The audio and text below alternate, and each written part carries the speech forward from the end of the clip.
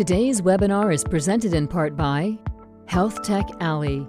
Health Tech Alley is a nonprofit founded to enable innovation for health centers, clinics, and other community health organizations. They do this through health tech solutions and services, workforce development programming, and various entrepreneurship activities. Health Tech Alley is dedicated to improving healthcare and is a champion for health equity and inclusive social good initiatives. And Baltimore, helping develop Baltimore into a global destination for entrepreneurship and innovation. Baltimore builds community through thoughtful, relevant programming taking place in a creative, inspiring space. Learn more about our mission at baltimore.com. The Maryland Tech Council would like to thank all of our sponsors for supporting today's webinar, which is part of our Technology Inclusivity Initiative.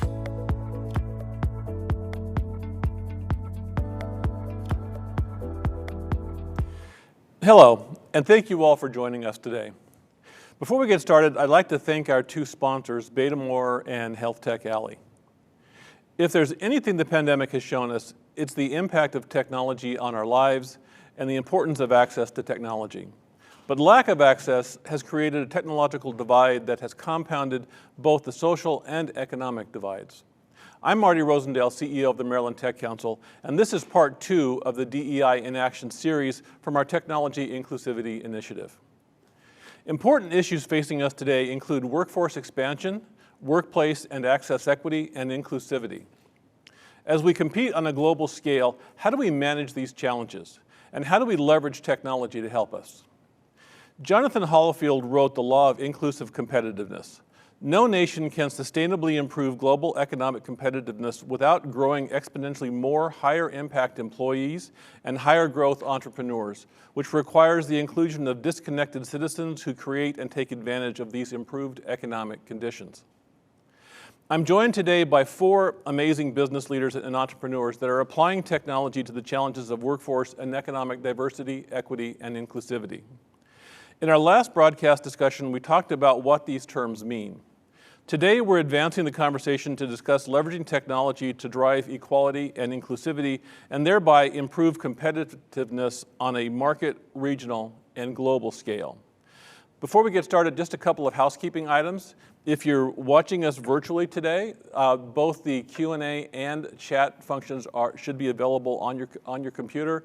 So feel free to use both of them, either or both of them. I'll try my best to monitor it from my iPad here and present your comments and questions as we go on. So let me introduce our panelists. First, we have Winston Philip, who's the president of Sequivalent, where they support data management at community-based organizations.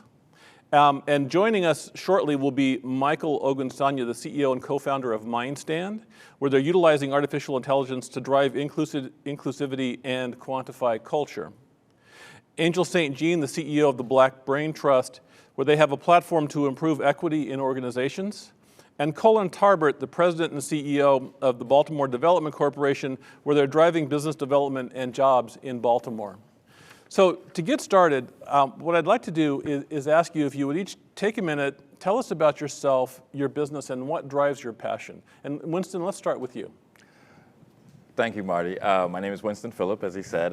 My company is called Sequivalent, and we started as a response to lots of nonprofit organizations needing help with evaluation of their data, or even getting into the data culture space. My passion is in helping organizations understand and really tell their impact story. There's a exchange, to be frank, for your impact story that and then turns into ways that you can serve more individuals with what your programs do. So the quality and the efficacy of your impact is a way to get more funding, to reach more people. So that became a real passion of mine. And then within a couple of months, it became more of just consulting with executive directors of organizations about what they're doing and letting them uncover maybe their biases in their assessment tools around race, equity, and inclusion that, it's not their fault. They just downloaded assessments, but help them see that there might be some bias in those assessments and other tools that they use to get people for recruitment to programs and other activities that go on in their organization. So that's where our organization sits. Winston, if I could, you mentioned the organization's impact story a couple of times. What do you mean by their impact story? The impact story is if you're in a organization, if your organization does workforce development, the impact is the outcomes of the people that you're serving. So at the surface, in the quantifiable space, there are numbers. There are how many people did you serve? Did they get jobs? How's their job retention and those things? Then past that to the outcomes piece is how well are they doing as members of the community and what their contribution to community can be post your programmatic service delivery model. So that's the impact that the organization is having. Great, thank you. Angel, how about you? Tell us about yourself, your passion, what do you do, what you do? I'm a wife, I'm a mom. I actually grew up in Michigan, and I've been living in Baltimore for about 8 years. It might sound weird to say this, but I'm passionate about data. I'm a huge data person. I've spent my career trying to use data to drive results in nonprofits, government, et cetera. That is really sort of what led me into my work with the Black Brain Trust, where we've developed a platform that basically is quantifying diversity, equity, and inclusion, turning it into a metric that can be tracked and measured and therefore improved. So I guess data in service of results and moving the needle for people who've been excluded from the economy, essentially. And, maybe one day when our platform is wildly successful and I'm being interviewed again by you or Oprah or somebody else, then, I'll tell the story about, my formative years. And, what I'll say now is that I've overcome a lot of adversity to be where I am. And I'm committed to helping other people do that. And I think that we can have that kind of impact through data. Great. And thanks for putting me on the same platform as Oprah. I like that. Colin, how about you and the Baltimore Development Corporation? Sure. My name is Colin Tarbert. I'm President and CEO of the Baltimore Development Corporation, affectionately known as BDC. We are the city's economic development agency, and so our mission is really to grow jobs, the tax base, and grow the city in a more equitable and inclusive way. And so I'm passionate about architecture, which I studied, and I'm also passionate about entrepreneurship. I need people like Angel who understand data. I'm probably less passionate about data and more passionate about figuring out how to take what the data tells us and implement it in a strategic way. And so we've been working 2 years on a project called Baltimore Together, which is our comprehensive economic development strategy. And so we're at the point now where we'll actually be releasing that final report. And so I'm really excited about what that report contains and the work that is ahead of us to drive more of an equitable economy in our city. Great. Colin, thank you. And Michael, I'm glad you got here. It's interesting, even though we're hearing that there's not as many people working from their offices these days, traffic is still a bear, isn't it? Absolutely. So Michael, we were just going around and everyone was just talking about themselves, their background, and what they're passionate about, if you could. Absolutely. So my name is Michael Ogunsanya. I'm the CEO and co-founder of MindStand Technologies. This is a company that was spun out of the University of Maryland. Me and 3 other brothers I consider as co-founders. We've created this AI tool to help integrate within companies' online communication. So while people are at home using Slack, we're helping to understand online conversations and understand how it's moving towards a more inclusive environment. Great, thank you. Just a quick note for our production crew, I did have to turn my iPad off for technical reasons, so if somebody else could be monitoring the Q&A in the chat for me, that would be great. So, Winston, if you could help us set the stage, give us a sense. You talk with a lot of companies out there when you're consulting. What are the challenges with equity and inclusivity that you're seeing? Thank you, Marty. I thought about this for a while. Angel and I talked quite a bit about where this origin story actually can start. And we talked about how this is for technology, the technology sector, but there's a piece of it that is about the people that just have barriers. I was recently in Alaska, and we, did the glacier tour, and you hear the story about, well, you see this thing at the top, but there's literally a mountain range under the water. And sometimes we can look at DEI as like putting a hotel on top of the glacier and making it really great for people that are on the top of the glacier and getting everybody in. But there's, multitude of folks that are just kind of under there that aren't being met by these efforts. So I'd like to just set a stage of who and where individuals are, especially as we talk about the pipeline to employment in tech. So in Baltimore City, there's this phenomenon of over-incarceration. And the impacts of that are really bizarre. The observable impact is jails are overcrowded, or young men are being arrested and their families are being displaced. But I'm going to share some data from a report from the Samuel Du Bois Cook Center on Social Equity at Duke University. Blacks are exposed to incarceration at a rate 3 times that of whites in Baltimore. We find that the persistent black and white wealth gap is exacerbated by incarceration, affecting disproportionately more black households. It's kind of obvious. The gap in ownership of a vehicle, and Marty, we talked about transportation immediately when we started this planning. The gap in ownership of a vehicle, which is needed to commute to work, to school, to training programs, is 25%, regardless of race, between persons with incarceration and no incarceration exposure. So I'll get back to that in a second. The survey responses for this report suggest that white households with no incarceration exposure have the highest rates of holding student loans. Fantastic, 38%, indicating high enrollment rates in the education system. Nevertheless, it is also a higher dependency on loans to cover for education compared to blacks, 28%, a 10 percentage point difference. It could also mean that black households depend on other means like scholarships and financial aid for funding their education.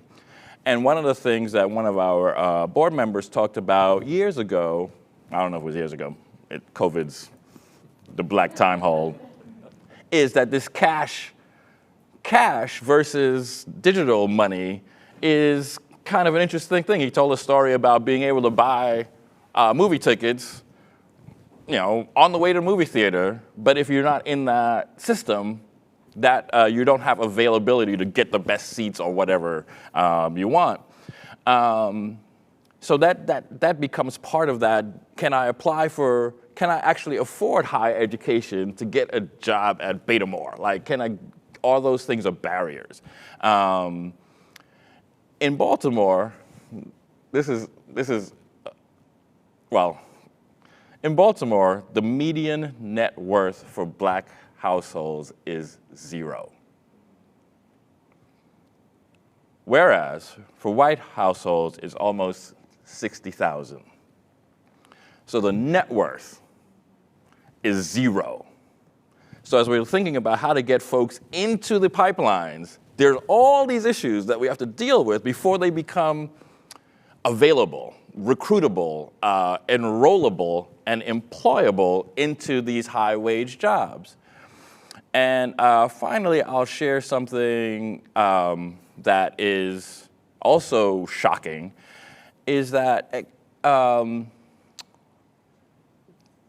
difference in average earnings for whites with family exposure to incarceration, we find a difference of almost 40,000. On the other hand, for blacks, we find no statistical significant difference in the earnings between two groups, blacks with and without incarceration. The explained and unexplained portions are also insignificant.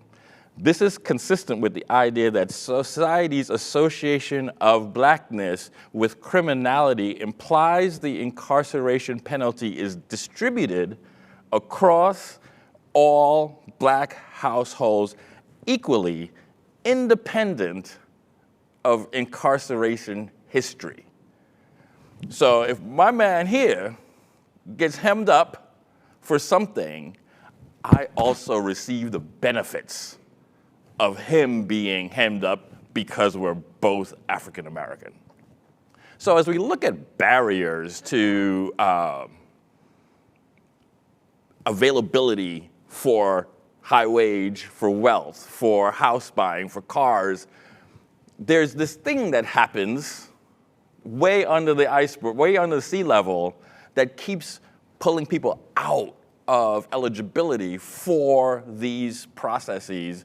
And as it rolls into DEI conversation at organizations and companies, they have the capacity to work on the hotel on top of the water, but folks like me, try to get the folks that are drowning up to sea level, so let's call that 0, so that they can now have positive outcomes in their experience as residents and members of our culture.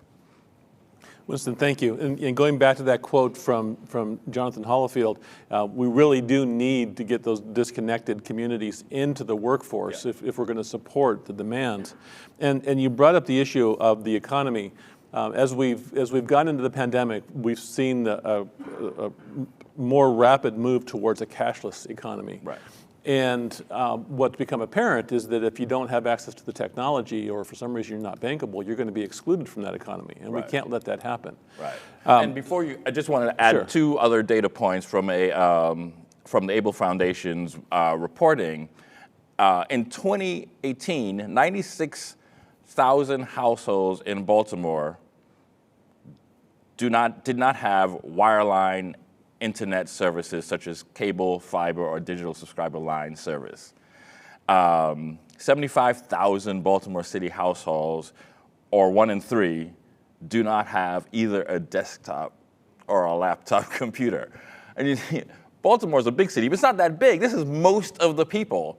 And proportionately, you're all scientists here, it's a lot of black people. So I just wanted to tag that into that whole thing too. Sure, great, thank you. So Angel, let's just take this to technology.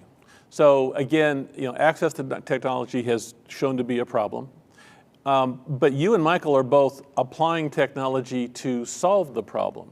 So Angel, tell us, how are you doing that? Dig into your platform a little bit for us and let us know how you're making that happen.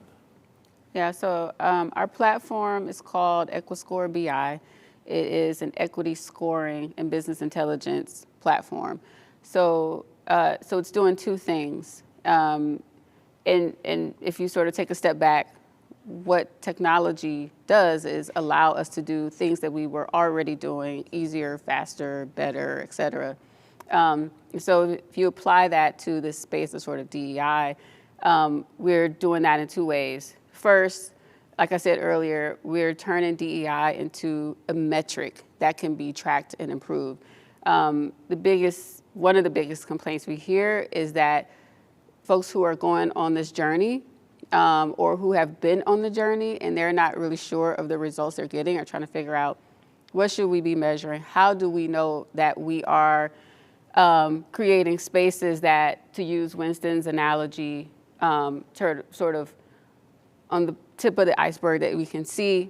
How do we know that we're doing the right things to create equitable, and I'll come back to that in a second, spaces for those folks? And then how do we understand the impact that we have through our business practices on the people that we can't see below the surface? They're the ones who are in the communities that we operate in, and through the industries that we're in, our business practices, we're impacting them. This is not what I do for a living. How do I know what to track?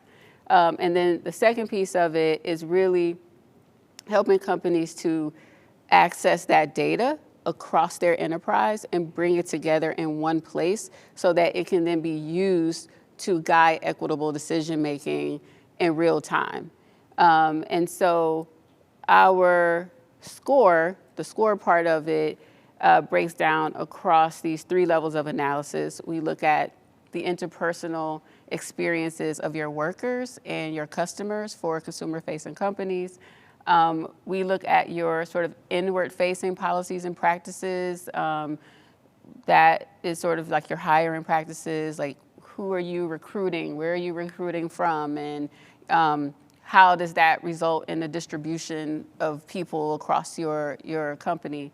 And then we look at what we call the structural level, and that's your impact on the world based on the industry that you're in. So if you're a bank, I think is always an easy example to use. You're looking at your lending practices and saying, how are the decisions that we're making in lending impacting who can build wealth in communities, and how that wealth can then be turned into education for kids who can then later on become your workforce, of the future. So we're sort of taking this comprehensive view of the company's impact on equity in the world, which I am distinguishing. We talked about this in the last webinar, from diversity, which is what different kinds of groups are in your door, inclusion, which is sort of can those people show up as themselves? Do they belong? Do they have power, voice, et cetera? And equity, which is in the results. So you're looking at how many people are getting procurement, opportunities across these different racial groups, and what does that translate into in terms of the kinds of contracts that one group is getting versus another group, and the amount that's being spent on those contracts compared to the other ones. And so there's close to 150 metrics that this equity and action score is based on. And then we provide the tools to help companies sort of break that down to what we call your equity KPIs and really understand the drivers of that overall score, so that you know where you need to focus your DEI efforts so that you can improve over time. So Angel, the example that you gave of equity was equity in contracts. So that would be equity between companies. Give us a little bit deeper look into what does an equity KPI look like within a company? What kinds of things can you measure within a company to get to an equity metric? Yeah, so to kind of stay on that example of, of procurement, we hear a lot, I think, these days about procurement in terms of, what businesses are getting. Colin's here from government. Government is obviously, there's lots of folks contracting with the government, to do services. So what's the racial distribution of those contracts? And not just that, but, which companies are getting the contracts to perform legal services and marketing services and accounting services versus window washers and, garbage, removal. And then what's the share, the overall percentage of those contracts that are going to different groups? Because all of those things combined are having an impact on who in, the city of Baltimore has access, to opportunities to grow successful businesses, to be able to invest that back into their families and, home ownership, et cetera. So those are just a few of the things that you'd be tracking in that level of our score. Great. Thank you. So Michael, let's take a look at MindStand. You're taking a similar but somewhat different approach. Tell us, how does the MindStand platform operate? Absolutely. I mean, Winston mentioned perfectly the concept of diversity, equity, and inclusion and how it requires proactive action. And that's really where MindStand sits. We've seen over the past 18 months, 2 years, how diversity, equity, and inclusion has been not just a topic, a lunch and learn, but a hireable position, with the Chief People Officer being the most appointed board position in the past 5 years. In order to understand DEI, the biggest issue that we're seeing is how to operationalize it. And it requires you to break down diversity, equity, and inclusion by each of the 3 names. Diversity, just as Angel mentioned, who are the people, who are the perspectives and ideologies you're bringing into the room? Equity is the results of bringing people to the room. How are you creating an opportunity for people who have often been marginalized to receive contracts and gain business?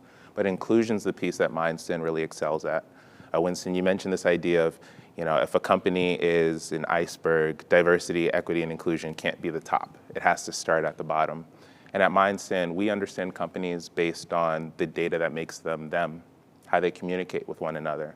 So we've created this simple tool that integrates within Slack, Microsoft Teams, email servers, and is able to pull together all company communication from CEO down to first level engineer and understand what are some implications of micro inclusions, people creating positive, encouraging tones between one another that often goes unrecognized, or microaggressions, things like racially or religiously charged language, sexual misconduct, the employee engagement HR standards.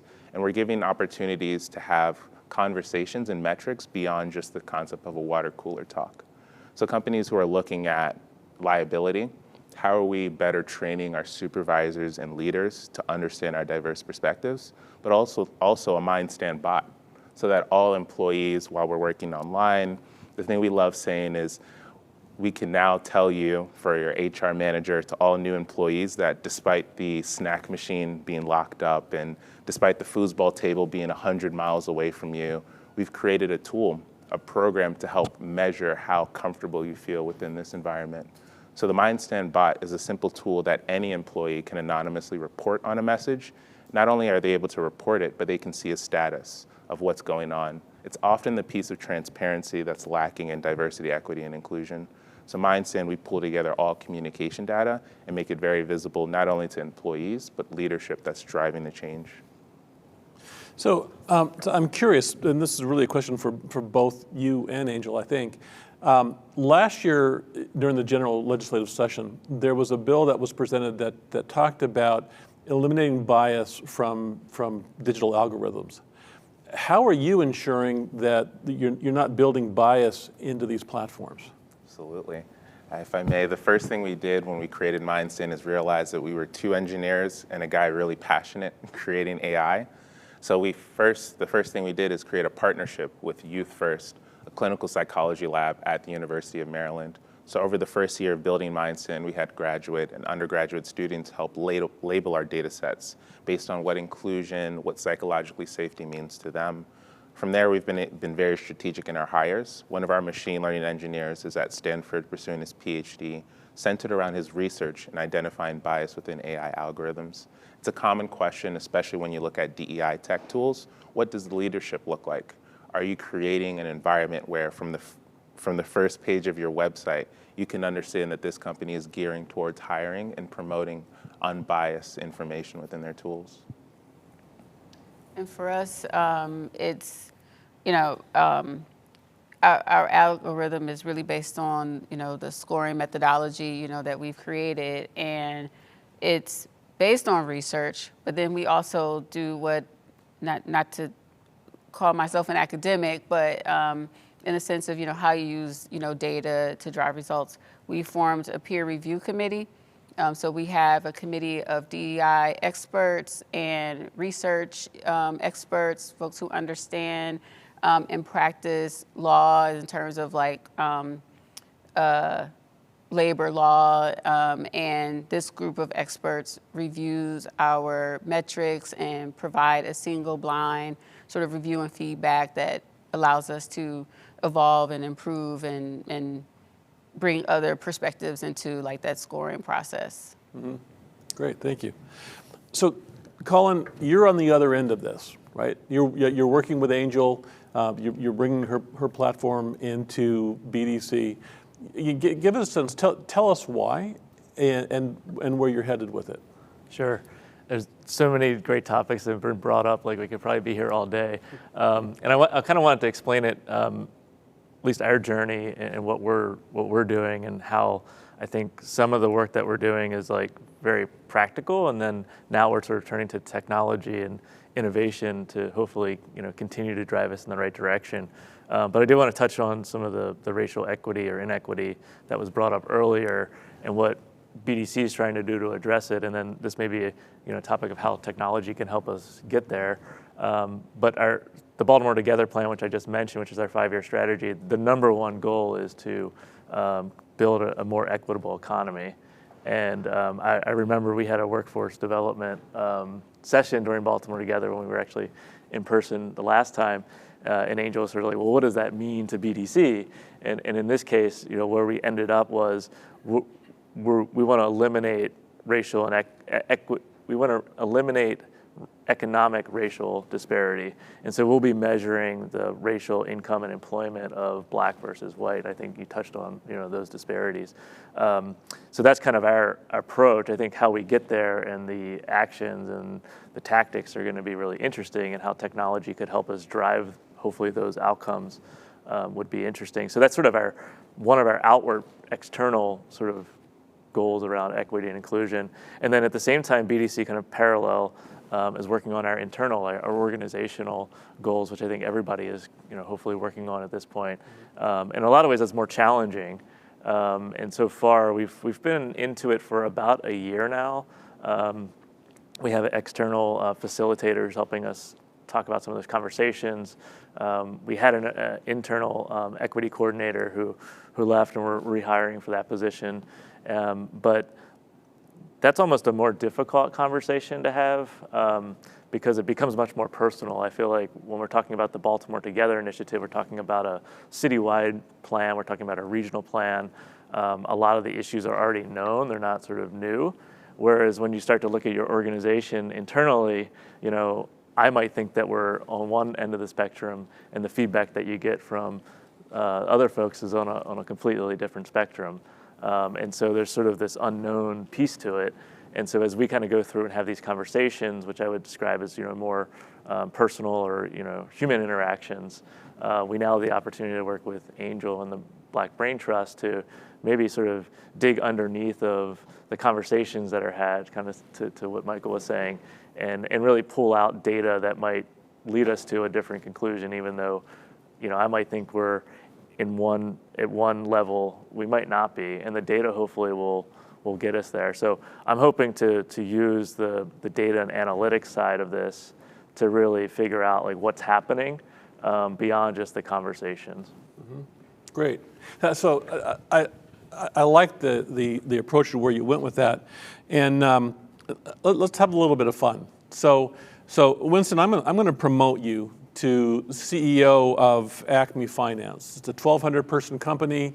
The company's doing well. Thank you. Congrats. Thank you. Your diversity metrics look good, so you're feeling good about it. But Angel and Michael, you took a look at Glassdoor on Acme Financial, and you discovered that maybe the inclusivity isn't there, especially at the higher levels in the decision making. What are you going to say to Winston about what's happening at his company? The question is, Winston, Mr. CEO, what opportunities are you putting in place when you think of your diverse employees? You've taken the first step towards bringing the right people in the room. How are you intentional about raising and creating an awareness around leadership and diversity? Well, I need to get things done. I need to get them done the right way. So I just need the person with the right qualifications, regardless of their personal characteristics. Is that the wrong thing to do? I would say so. I'm sure you know the common phrase, if you want to move fast, move alone. If you want to move far, move together. And statistics have shown from McKinsey to Deloitte how more diverse teams prove to return a higher return on investment than usually homogenous teams. So the question is, as you think of the next 5 to 10 year plan, how do you think of leadership and putting the right people in place? Well, I'll have to get back to you on that, but I'm open to the suggestions that you would have based on the data you've gotten from our communications platforms and how those conversations are spinning up. I'd be glad to provide a MindStand report. Thank you so much. So Colin, I'm curious. Angel convinced you to work with the Black Brain Trust and at least beta test that technology, which, by the way, the Tech Council is going to do the same. As the CEO of the BDC, and you're talking, with one of the other companies in Baltimore, what are you going to say to Winston about your decision and how Angel convinced you that it was the right thing to do? Yeah, so I think the way we're looking at it is twofold. I mean, one is it's an additional tool and information that we can use kind of to put together what is probably a very complex puzzle. And I think one of the questions was, when we were discussing this earlier, like what's the expectations or what do you expect the outcome to be? And I think that's the scary part. Like, I don't know on any of this, whether it's just what score we're going to get or, where does this end up? And so it's really a process. And so I think as you go into this work, you just have to be open-minded and understand it's a process and that we're probably not going to end up with an answer or a finite solution, right? But it's going to be like this evolution. And so the way we looked at it was, one, we get the opportunity to get this data that we otherwise wouldn't have. And then two, part of just BDC's overall efforts around equitable economy is we're trying to support Black-owned businesses, especially tech businesses, high-growth potential businesses, which we hope Angels is. And so this was an opportunity for her and her company to work with us to be able to test her product and basically message the benefit. And I do think it will be a benefit to BDC that this tool, this innovation can bring. And so it's sort of twofold for us. It's both beneficial internally, and then hopefully it's beneficial to the Black Brain Trust to have a customer. Mm-hmm. So, Winston, Colin said something interesting about the scary part, right? Learning more about your company, where you stand, is the scary part. What do you think about that? Is that scary? Do the companies that you talk to feel that way? I don't know that they can appreciate the scariness of it because there are other externalities that are even more scary, like funding, like keeping your doors open, the immediate needs of the population that you're experiencing on a day-to-day basis. So it does seem like an extra, almost a low ROI kind of a thing. An organization that I used to work for, we serve like 99.9% Black people in Baltimore that have, all these barriers I talked about before. So we didn't think that we had a DEI issue. It was like, you could just stand outside of that building and be like, wow, they're really doing great work. But it turns out that there were some other embedded issues, using the data from the assessments as a way to promote inequitable reporting to foundations. Like, there's this other part of it too. So for an organization to decide we're going to be completely equitable, you have to challenge all the externalities that are impacting your organization too. So it is scary, and the calculation that the executive director has to make is in payroll. Like, what do I do if X, Y, and like, there's so many things. And then you don't want to put your Black case managers out of work by revolting against your funding. So there's a lot of things that people think about in that space. I'm sure. Can I just say too, because I think there's two other things. First, Colin talked about this, what I call sort of a gap in the expectations and understanding of people in leadership and then the people who are sort of on the front lines in organizations. And I think that sometimes we say DEI and we mean diversity. We need to bring in different groups of people. We need to promote people into different leadership positions. We need to make sure people are, getting paid. That's a part of it for sure. I think that a lot of times, and I don't know how many times it's been that I meet people and they ask me what I do. I tell them what I'm working on.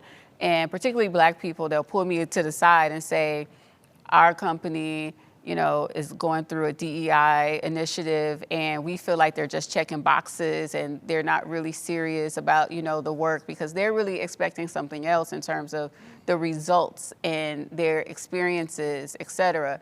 And so I think having data allows you to have the same conversation, so that you're looking at the same measures and understanding where you are, against them. And I think you can have a much more informed and aligned, conversation, across teams, so that everybody can see what you're tackling and what's the result of those efforts. When you have folks, coming in and working with you, for a year, you're sort of like, where were we when we started? What was baseline? And where are we now? And are we doing the things that are going to help us, to improve?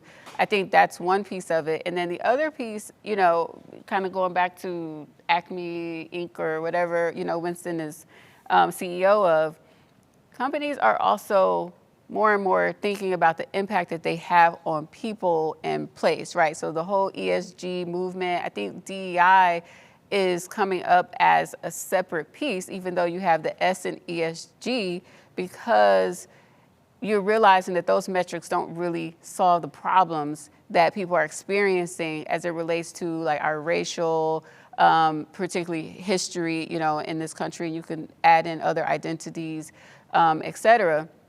And so as you're trying to think about, I want to make sure I have a place for the people that work for me to feel happy, to contribute, to help my company be successful. I also want to make sure that I am not unwittingly having these negative impacts, on the world, the community that I exist in, my future workforce, et cetera.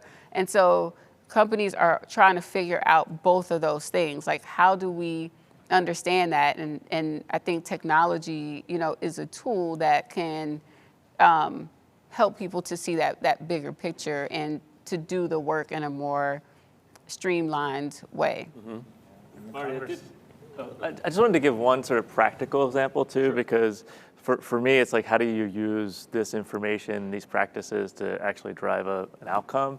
And so one of the things that I did learn through the pandemic that our team learned was we started from a place of equity and inclusion, from a mindset. And so when the pandemic hit, we had to think through how we were going to get out a significant amount of grant money. And so the very simple decision, which in hindsight was very impactful, was we didn't do it first come, first serve, which a lot of cities and states did. And we saw the money where it went, and it didn't go to the most vulnerable businesses. It went primarily to well-resourced, mostly white-led businesses. And so we decided to do it based on need. And so we went through every single application, more than 2,000. We ended up doing about 1,500 grants. And so when you look at our numbers, 60% went to BIPOC-owned businesses. We also broke that down by race so people could see clearly where the money was going. We also looked at who was eligible and then where the money went. So if you looked at a Black-owned business that was eligible, more than 90% got that grant, versus a non-person of color-led business was much lower than that, because we skewed it that way. We had to skew it that way because those businesses didn't get the other resources. So it wasn't necessarily a great story, but it was a very intentional decision that we made that was ultimately a simple decision. Let's do it on need, not first come, first serve. But we might not have come up with that if we hadn't kind of started from this place of hey, let's just pause for a second and figure it out. So I did want to kind of mention it because a lot of times we sort of talk about these issues and it's a little bit theoretical or technical, when sometimes this application can be fairly simple and then the outcome has been very beneficial to, I think, a lot of the businesses in the city. So I just wanted to kind of mention that example. And the conversation is worth having now. We could see years ago DEI was a topic that could be brought up and left there at the table, there at the conference room. But now more than ever, it makes sense. And just look at the Great Resignation. The Great Resignation is directly affected by diversity, equity, and inclusion. I've spoken with org psychologists on our team, and they've said employees are quitting their jobs in droves, especially as they return from work from home, because they're making a mental disassociation. How has my organization over the past 18, 24 months created a psychologically safe environment for me so that I could go back into the work, that I could sit back at my desk? And it's a simple yes or no question for employees, and it's causing turnover at alarming rates. You have to think, for Millennial, Gen Z, the new workforce, it's very clear that they want to work for companies that has clear plans to move towards a more socially conscious space. So from a leadership perspective, now's the time to choose how you want to move, but know that inaction will only serve to your detriment. So certainly, you point out we're going through some dynamic change in the workforce right now, and we have tremendous workforce needs, not only in Maryland, but throughout the country. But we're talking about applying technology to solve some of these problems, hopefully all of these problems. But these questions can be very personal. Technology seems to be not very personal. How do you reconcile the two there?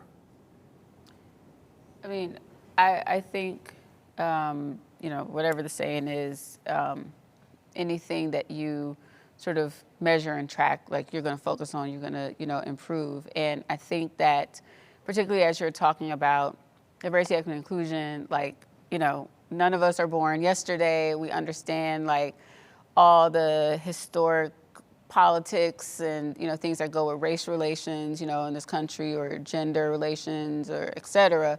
And I think that those conversations can be very charged. They can be very difficult to have across across groups.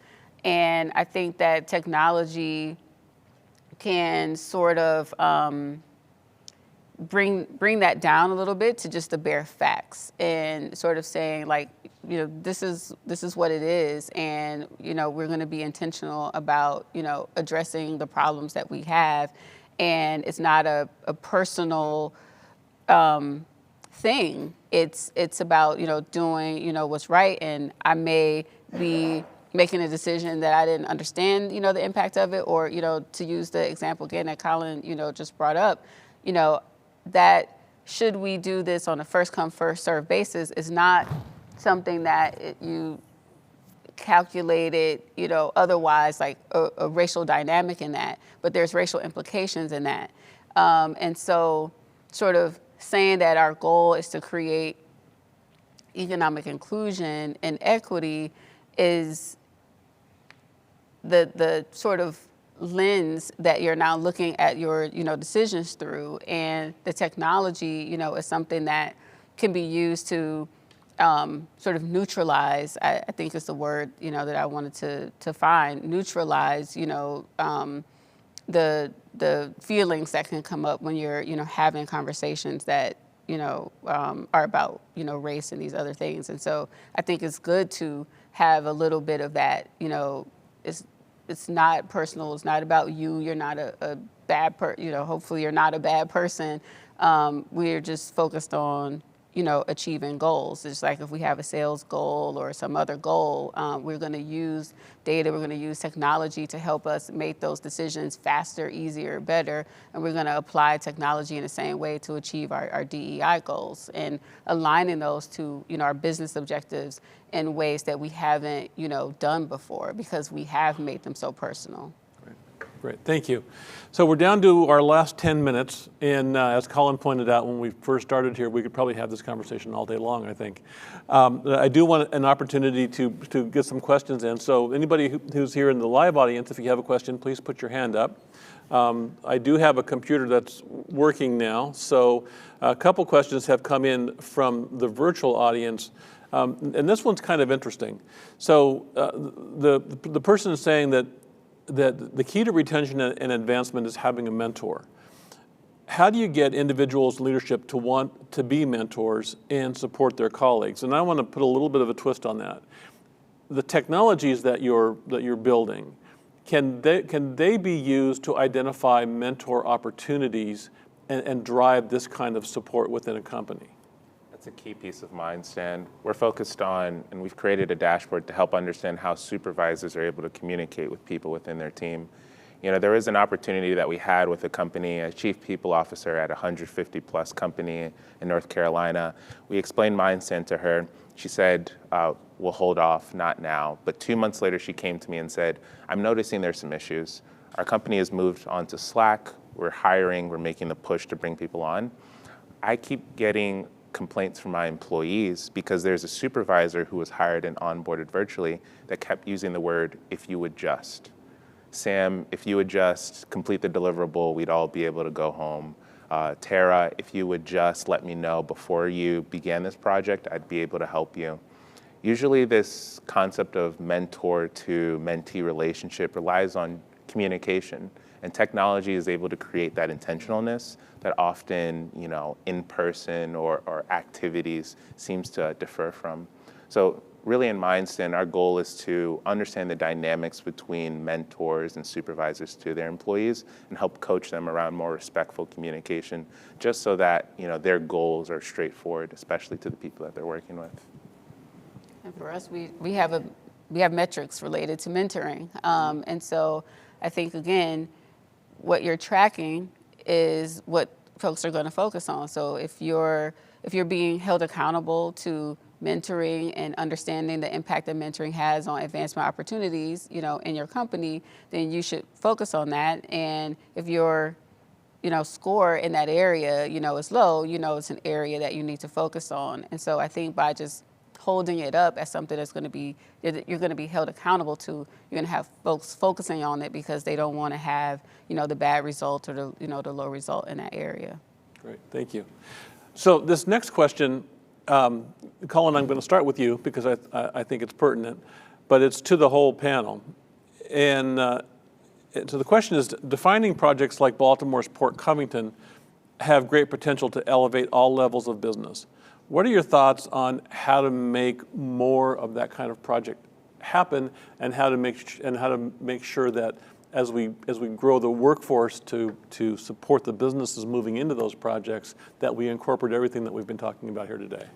It's a great question. Port Covington's a huge project, so I don't know if I could go through that again. It was quite a long public process. So the light's on you. Yeah, right. So, but I mean, as you can see, the development happening outside of the walls here, it's amazing.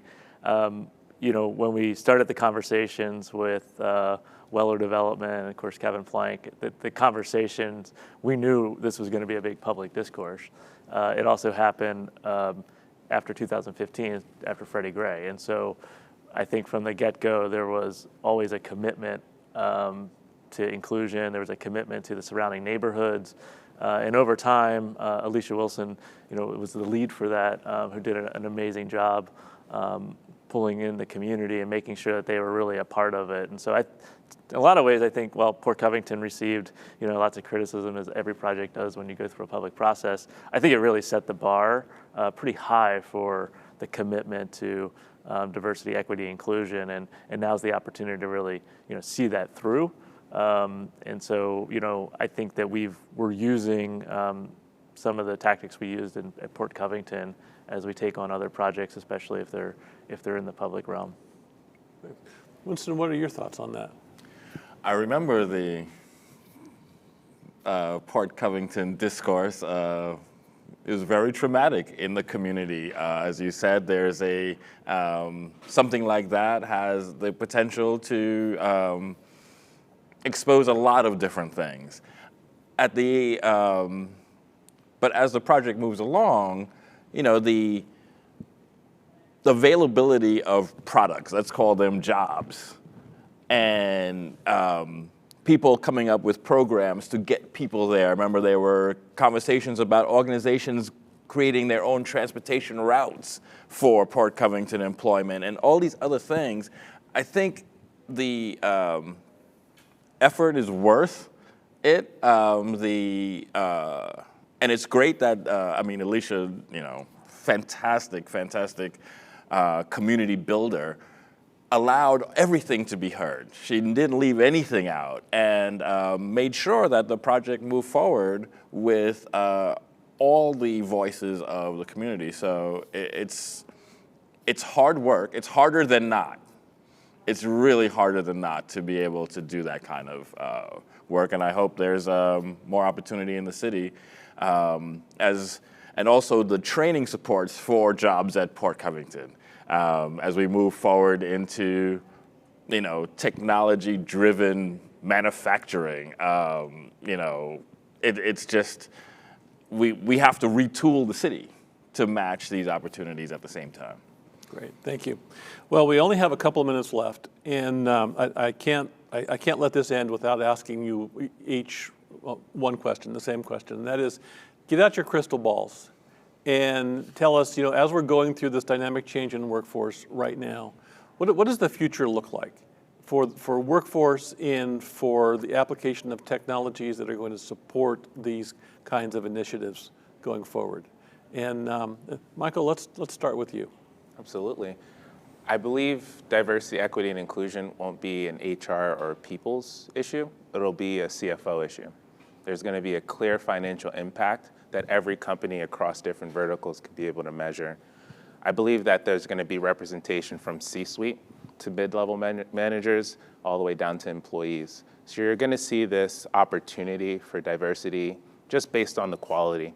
Like we said, you're hiring for quality candidates, and you're going to see people of all walks of life want to work and be qualified for those positions. And it's going to be a lot more clear as to how and why you can implement tools like MindStand, like the Black Brain Trust, to be able to measure those. Thank you. Angel, what are your thoughts? Yeah, I agree with Michael. I think that it's never been, a magical, chief diversity officer or, consultant's ability to shift a company to really prioritize, DEI. But I think that there are a lot of trends that we see, the whole sort of B Corp, public benefit, ESG, like we're moving in a space where, I think Michael pointed out earlier, millennials, Gen Z, that's the future workforce. Those are the future, consumers. They literally make decisions based on what aligns to their social values. And so as a company, your bottom line is going to be negatively impacted by not focusing on these issues. And, I once upon a time, I thought I was the only person that had the idea to create these kind of metrics and platform, like what we've done, although I do believe what we're doing is better than what's out there. But there's a trend. There are other companies for sure that are trying to figure this out. And, there is this, message around metrics. There's this understanding that, again, technology allows us to do all the things that we want to do, better. And so we're moving in a direction where technology is going to be, a tool. That's why we have the business intelligence part of our platform, because leaders are going to need this intelligence at their fingertips to make equitable decisions that help improve the conditions for workers and their customers, which is going to drive their bottom line, sort of goals, as well as, the impact, the stories that you want to be able to tell, just like the sort of green movement and the sustainability movement in the past, now if you don't have a sustainability line and something that you're doing, you're probably losing market share. I think it's, a similar trend that we're heading towards in terms of DEI. It's no longer a nice thing to do. It's an economic imperative. Okay. Colin, the future in Baltimore. I definitely agree with what was said in terms of this is not an issue that's going to go away, but an issue that's really going to evolve and be part and parcel of company success. I talked a little bit about the grant program, so I don't know if I have a crystal ball, but maybe just sort of words of advice, or at least where my head is what I didn't mention about the grant program is we went through 5 rounds, and every time we went through, we changed it because we didn't necessarily hit the results that we wanted, or we wanted to do better. And so I think that's where this data comes in, and also sort of this philosophy that, it's not going to be, a chief person officer who's going to solve all your DEI issues in your corporation. It's really going to take everybody in the organization to come together to figure this out. And so that's sort of, at least where my head is as the CEO, that, I'm not going to be wishful thinking that all of this is just going to somehow be a solution when we get our score, and let's hope it's a really good score and then that's the end of it. That we know that's not going to be the case. We know that we're going to get a report on how we're doing and where we need to go, and then it's going to be a lot of work to get there. Great, thank you. So Winston, we started with you setting the stage. I'm going to give you the final comment on the future. Thank you, Marty. In the future, the phrase, "I don't know where to hire from," becomes obsolete. All the barriers to being available, not getting the job, I mean, that's up to the person and their own personal characteristics, but the availability, the opportunity becomes normalized. Great, thank you for that. So thank you all. This has been an amazing discussion. Thank you to everyone that joined us today. I want to thank our sponsors again, Baltimore and Health Tech Alley. And I just want to point out that MindStand and the Black Brain Trust are two examples of amazing companies here in Maryland, in Baltimore, that are utilizing technology to solve these challenges that we face with respect to diversity, equity, and inclusivity. We've got a ways to go. There's a lot more to come. Again, thank you all for joining us today. Today's webinar is presented in part by Health Tech Alley. Health Tech Alley is a nonprofit founded to enable innovation for health centers, clinics, and other community health organizations. They do this through health tech solutions and services, workforce development programming, and various entrepreneurship activities. Health Tech Alley is dedicated to improving healthcare and is a champion for health equity and inclusive social good initiatives. And Baltimore, helping develop Baltimore into a global destination for entrepreneurship and innovation. Baltimore builds community through thoughtful, relevant programming taking place in a creative, inspiring space. Learn more about our mission at baltimore.com. The Maryland Tech Council would like to thank all of our sponsors for supporting today's webinar, which is part of our Technology Inclusivity Initiative.